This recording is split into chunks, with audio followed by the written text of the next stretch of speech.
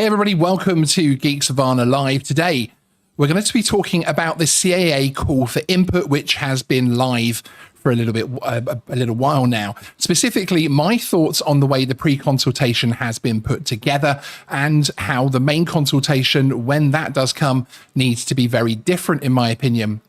Thank you to everyone for joining us today. If you're watching this live, then please do get involved and let me know your thoughts in the live chat. And if you're watching the replay, hit the comments. We really do read all of them. And I really want to know everyone's comments and thoughts on this topic. As per usual, if you're one of our regulars, please do hit that like button nice and early. And of course, if you are new, hit the subscribe button to get more content like this.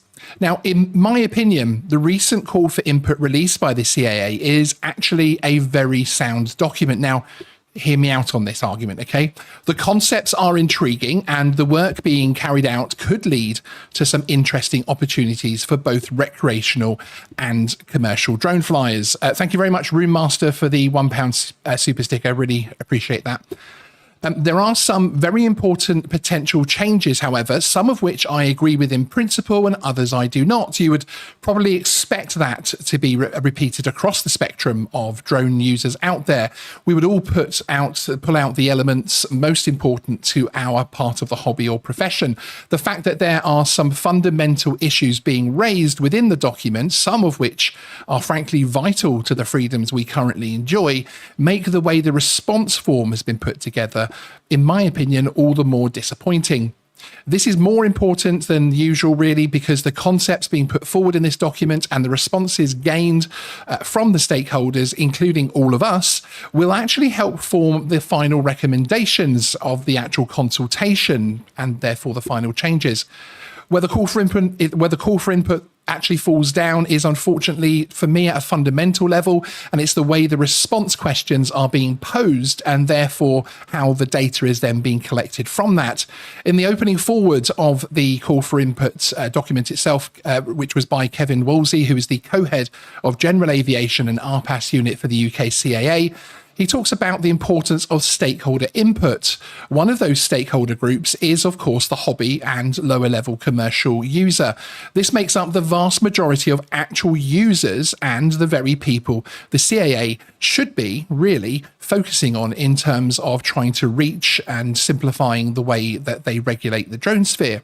In fact, this call for input has a lot of focus on the open category. So we're talking about really users from occasional flyers through to serious hobbyists and commercial operators. Throughout the comments and feedback Geeksvana has received from our viewers on this call for input, there's been a lot of concern expressed about the way the questions have been formed on the response document, the way it seems to try to condense down many of the topics into one question.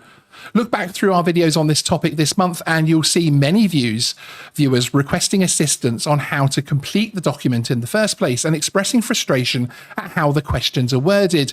This is something repeated in very high numbers in terms of emails and DMs sent directly to Geeksvana this month as well.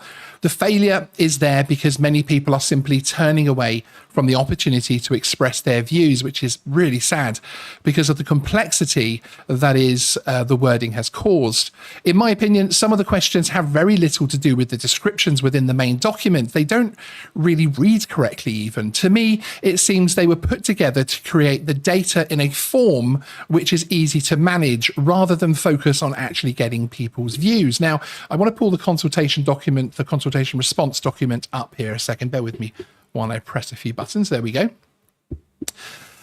So by far the biggest issue is the way the questions are worded. They seemingly attempt to answer several important topics in one question. For instance, the very first question asks, do you agree with the challenges with operational requirements identified by stakeholders and why? It then goes to give the option to show your level of agreement, as you can see here, with the multiple choice, and then a text box to explain why you have selected that answer. However, if you go back across to page 10, which is the the page relating to question 1, and you actually have a look at the information, there are several major issues discussed. This includes operational requirements and the need to simplify the airspace categories, that the thresholds for certain operational requirements are not suitable, legacy drone use, and even specific category risk assessments. These are all bundled together from the feedback already gained from other stakeholders by the CAA. They then pose that in one simple question, basically asking if you agree and why. Excuse me, going to the wrong page there. Putting all of this to one question and asking that in a multiple choice checkbox, opinion with comments on why you should choose it, is frankly not suitable for the amount of topics that particular area discussed. This is repeated several times throughout the response form. They bring together many important topics, including major airspace changes and potentially significant changes to the sub 250 gram permissions, into generic questions, including several other topics.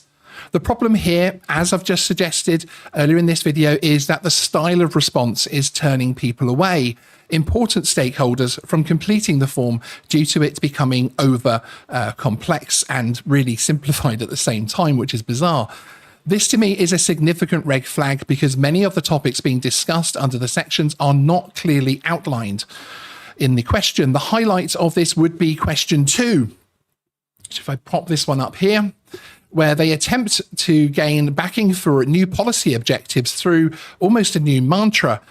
It simply does not work in terms of how they're asking people to comment on it. You could, of course, argue that consultations and pre-consultations are complex and require a little bit more work to engage with them. I've got some sympathy for this. However, if we're asking the major user stakeholders in the drone sector to comply with the regulations that these changes will then put forward, then you must ensure that they're understandable and accessible to everyone. It just isn't a sound principle to put them forward in this way, in my opinion. Now, the CAA, it's another form which I gave you a sneak peek of just now, like other UK regulators, are required by government to adhere to the Regulators Code. This is a simple 7-page document. Yep, just 7 pages. In fact, probably only really occupying 6 pages without the design spaces, which explains how regulators should approach their work and those they seek to regulate.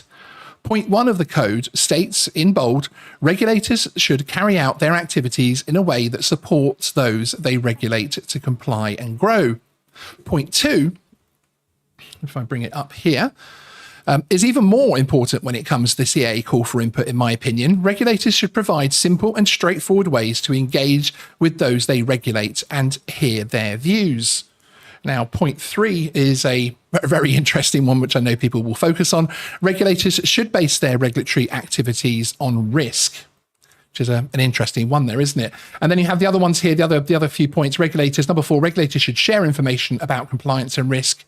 5, regulators should ensure clear information, guidance, and advice is available to help those they regulate to meet their responsibilities to comply, and regulators should ensure their approach to their regulatory activities is transparent. So it is something which I think that it's very interesting that, again, I think that they can actually break all of this down into just really what is, 6 or 7 pages. Each of these points are then expanded upon to break down the responsibility of the regulator when engaging with those they seek to regulate, etc. The CAA link this to this code from their website and confirm their responsibilities under it, etc. Now, it's my opinion that this call for input put forward by the UK CAA does not meet the standards set forward, that appear to be set forward, put forward by the Regulators Code. The sheer numbers of people who are turning away from the opportunity to comment, or those finding it simply too complex, and I don't really want to use the word complex because that's the wrong description. That almost makes it sound as if a lot of the people that are trying to put their comments forward are not able to grasp it. The response document does not match the suggestions and text within the call for input accurately enough to allow for a simple response. For instance, you could be flying a sub 250 gram drone in the UK and be flying it for many reasons. This could be as a hobbyist enjoying the freedoms that it affords you, or a commercial operator gaining data for a client. Yet the significant changes this call for input could end up recommending are lost almost entirely within the structure of the actual response. Now, I think there might be something of a clever argument to put forward against my own point in this video, and that is that this is not a public consultation, and perhaps it does not need to meet the requirements of the regulator's code, but I would personally reject that. Whatever you want to call it and badge it, this is a consultation with stakeholders. One, I would argue, is actually even more important than the final consultation, as it seeks to form the very concepts that we'll base everything on. Over the last few years, I have dealt with a number of people who work for the CAA.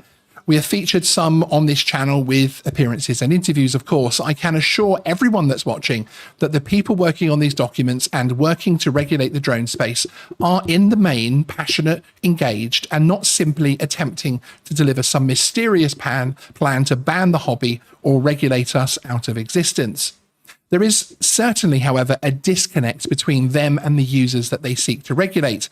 That is sadly, to an extent, unavoidable for many reasons, and I think that's probably a bit of a rabbit hole that we should, and a very specific and deep rabbit hole that we should go down another time.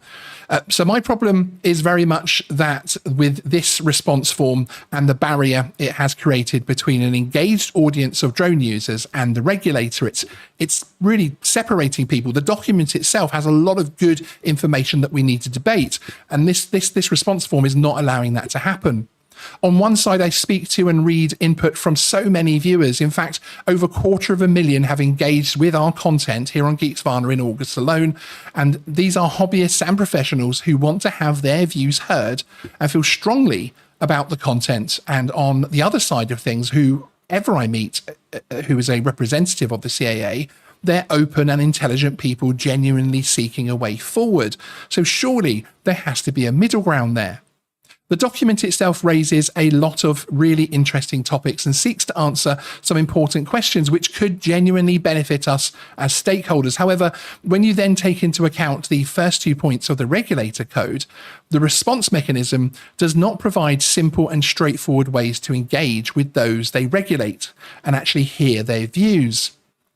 So how do we fix this? It's easy for me to sit here and poke holes without necessarily contributing to the solution. Although as a journalist, I don't think it's necessarily my role to do that. I am also a stakeholder here, of course, who is highly engaged in the drone space. At this stage, the call for input is out there and the responses are being put forward, so there's nothing that will really be changed there. What I would like to see is an additional line of response opened up, which is a very simple and allows someone to comment specifically on the areas they are concerned about to ensure we hear everyone's voice. That's really the whole idea of this. This could be very simple. Give an email address that people can send their comments to with the instruction to name the page of the document that they're commenting on. This, in my opinion, would satisfy both the desire of my viewers to have their voices heard, whilst giving genuine feedback the regulator can use, and without their points being lost within generic answers, which are just going to form part of a trend graph, essentially.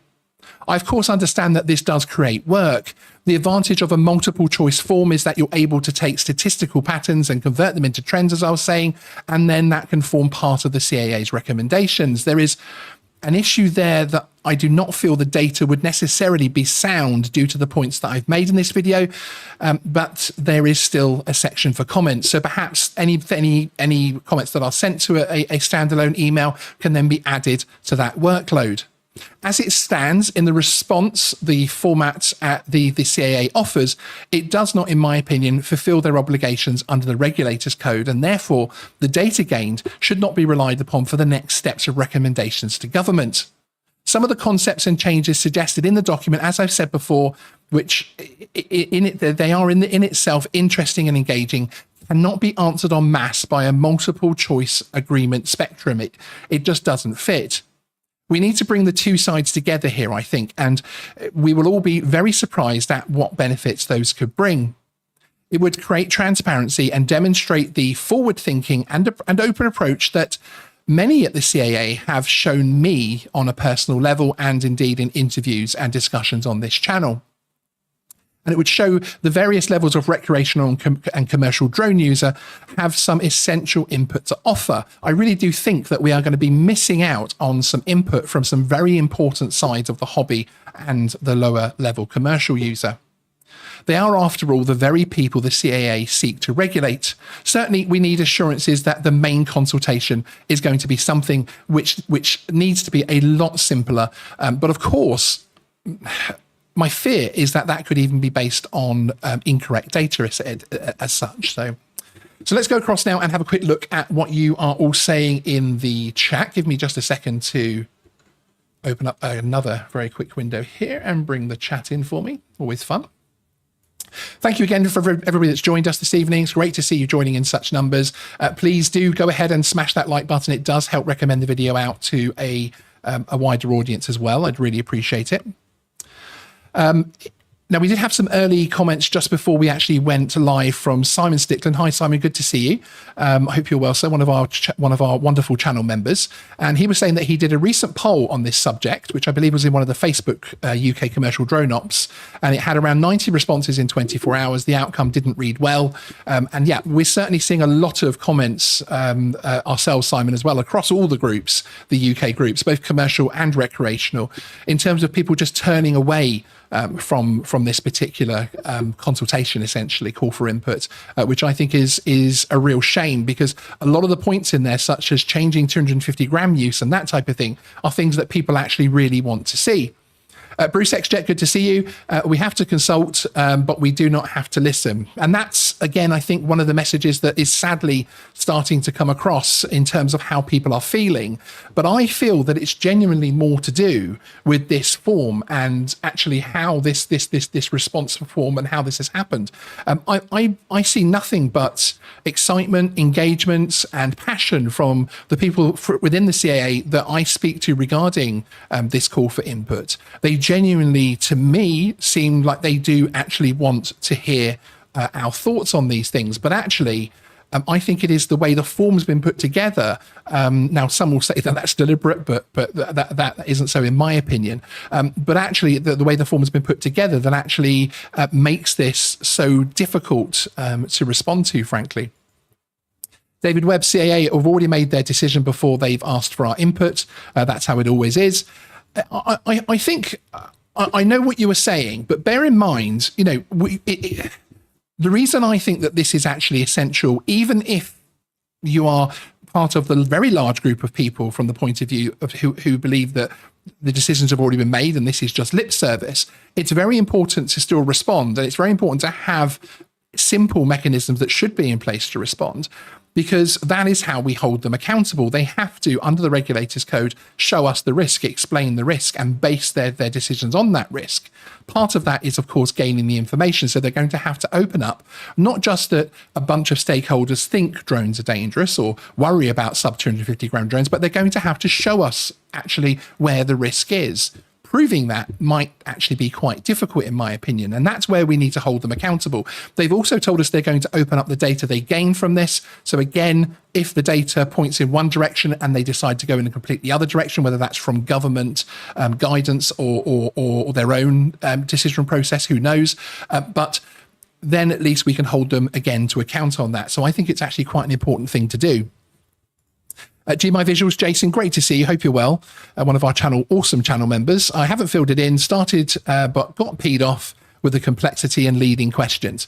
And really that's my annoyance, you see, because we have people that want to fill this out and that want to engage. But as a serious, intelligent adult person, as many of our viewers are, hence they come along to these kind of shows to chat with us on these topics, when you feel like you are being led along and that questions are being bunched together and actually you're answering something completely different. I mean, the whole question too with the mantra side of things, it's nonsensical in my opinion. And asking people to put answers forward based on that, and then the text box is actually why have you answered the above, not discussing the point in the document, I feel like that really isn't, it does start to smack of being disingenuine, unfortunately, which again, as I say, I don't see that when I speak to the people, but somehow in between us and them, we have this response document which is giving a completely different approach, which of course is the approach that many people will take. I up, Graham, good to see you. Hope you're well. Hope you travelled safe back from your wonderful holiday. Even professionals are tired and cynical about any CAA consultation at the moment. This one hasn't helped at all. Yeah, and it's a shame because when I read the document, the initial document, I was fairly excited because there were some interesting parts in there. They're going to have the discussion about sub 250 gram drones. We're going to have the discussion about sea labels, etc. Wonderful. Let's have those discussions, and whether or not the open category should be changed, etc. There are some really good things in there that and really meaty things that I think a lot of us think could be improved upon, especially by the fact that we're no longer tied to having to obviously have the EASA system, the existing system that's in place. But then these questions, just as Jason quite rightly said, lead us in a direction to answer a certain way and give us a very closed off answer, essentially. Simon, it reminds me of a history exam. None of the questions bore relevance to what we were taught and told to learn and revise. Yeah, it does feel a little bit like that, doesn't it? I have to say. Mike West, framed questions. Again, this is such a common thing, and we're seeing this in DMs and emails every single day to Geeksvana. Framed questions written in a format that favors the answers they want. Companies pay psychologists a lot of cash to get help when formatting surveys and opinion forms. In actual fact, I don't necessarily think that's necessarily what's happened in this instance. I may be giving the CAA too much credit there, I don't know.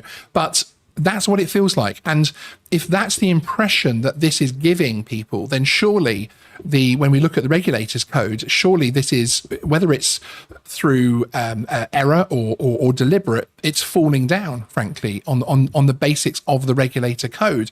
And I would like to see the CAA come forward with an even simpler format and say, yes, we will accept emails. It would be fantastic. It wouldn't be showing an error or anything else. It would be, in my opinion, showing how open and transparent they are and how up they are for hearing everybody's views, not just people who are able to really try and pick apart that response format. Gazerbo, good to see you. The real issue for me is that this is an attempt to stop idiots. Idiots pay no attention to any rules. The only people it actually affects are the ones that already behave and stick to the rules. And I don't actually disagree with that. Part of the issue that you have here, of course, and when we see things like fixed penalties coming in, and we see, remote ID, and the fact that they're confirming remote ID is actually nothing to do with UTM and that type of thing here in this country. At least they're not trying to pull the wool over our eyes from that point of view.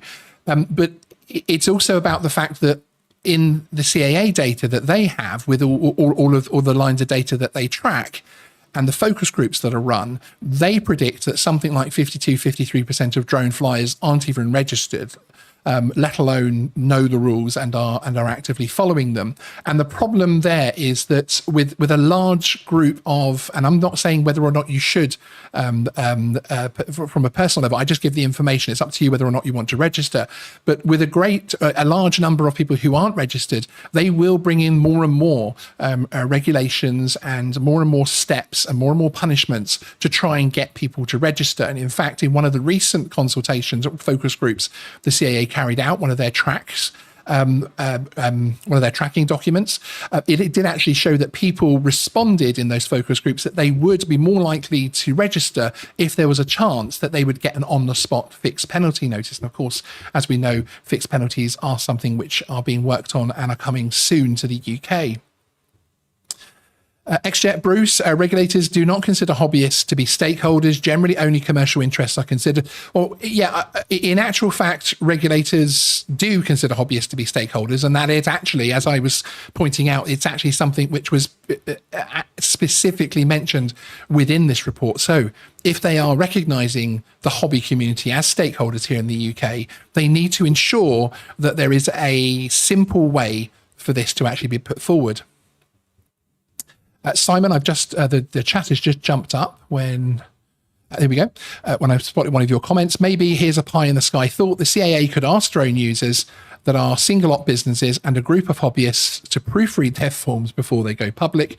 It'd be a short delay. Yeah, I believe there has been, since last year's CAP errors, I was about to call them disasters, but we'll call them CAP errors. I believe there is now a slightly different system in place to try and prevent that. We will see as time goes on, as more CAP documents come out, whether or not that works.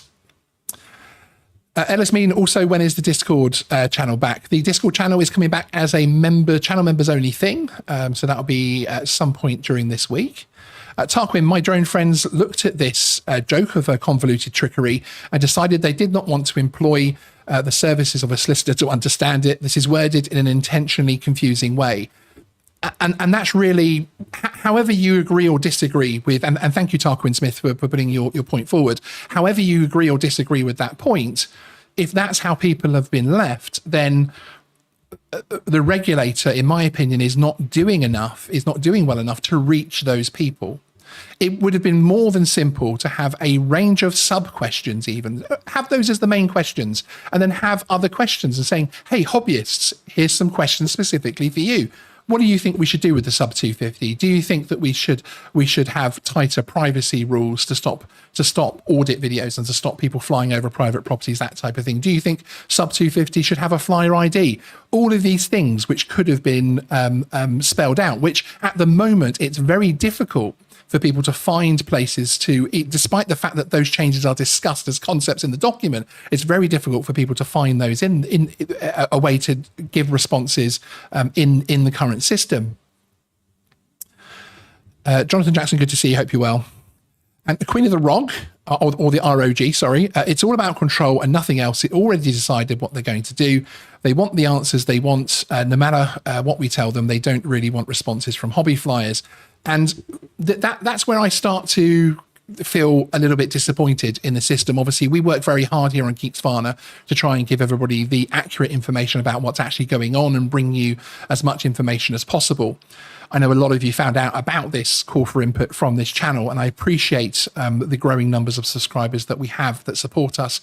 But that's where I start to get a little bit really disappointed, because to me, there is a more open system the other side of the fence in terms of those in government that I speak to, those in the regulators that I speak to. They are not as closed off. There, of course, are certain lines. I think things like remote ID and other security aspects are probably a foregone conclusion for all sorts of different reasons, the same ones that they will put forward in the US. But I think there is still a lot of room around that. You look at the consultation for the legacy extension, the transition extension, the C-label side of things, and that was a very simple consultation. My problem is that when you listen to those that criticize these consultations and the UK CAA, you start to see their narrative from the point of view that was very simple because they wanted the answer that they got, which was basically people backing an extension to the legacy period. And this one is more closed off because they don't want certain answers to be provided, and they're trying to make that difficult. I don't think that that's necessarily what's going on here, because I think the document itself would be different. Hopefully, as I say, the CAA before the September deadline will bring forward another way and will bring forward a way of solving this. They've got lots of very clever people up in Gatwick, and I'm sure that they will think of a far more simple way than even I can, perhaps a change to the form, something that they can then publicise and help people with. But we need to be able to have the base level of user who are the majority of users and also the users that we need to understand the regulations and to be able to follow the simplified regulations that the CAA would like to put in. We need those people to feel like they're being engaged, and that's not happening at the moment. Not everybody is into drones as much as I am, and the regulation side as much as I am. In fact, very few are. A bit of a worry. And we need to get out there and engage with the occasional users all the way through to the dedicated hobby users and lower end commercial operators, which I don't think that this response to this call for input gives. And it concerns me what that means for the consultation moving forward.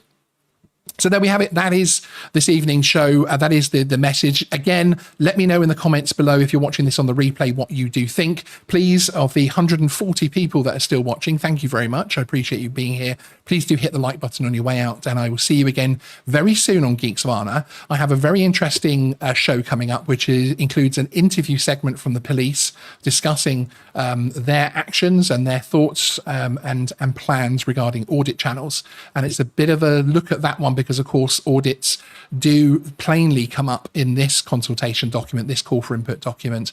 So we've got a bit of a show on that coming up very, very soon. So that'll be an interesting one and should create a little bit of debate, shall we say. But until next time, I will see you very, very soon. Sean out.